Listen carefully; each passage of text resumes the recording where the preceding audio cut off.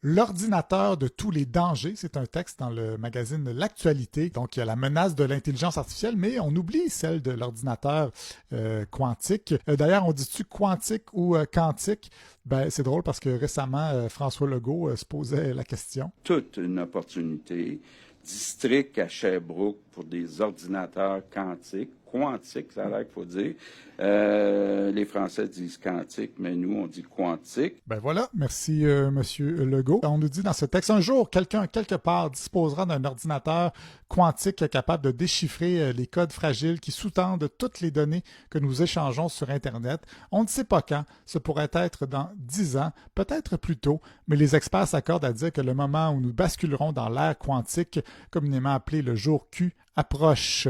Notre version du monde pourrait s'effondrer. Les courriels envoyés, les secrets révélés via la fibre optique, les achats par carte de crédit, les résultats numérisés d'analyse médicale, les cryptages protègent l'ordre soigneusement établi qui définit nos vies numériques. Pour Gilles Brassard, cryptographe septuagénaire et professeur d'informatique à l'Université de Montréal, cette évolution va inverser le cours du temps. Si nous passons à la quantique demain, les données d'aujourd'hui seront perdues.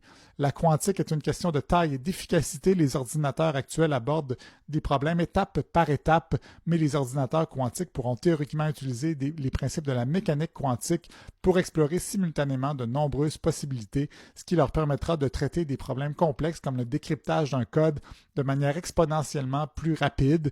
Les pirates informatiques le savent. Ils ont commencé à s'y préparer en collectant et en stockant de grandes quantités de données afin de pouvoir les décrypter lorsqu'un ordinateur quantique sera disponible. Ce type d'attaque se définit ainsi: moissonner aujourd'hui, déchiffrer plus tard.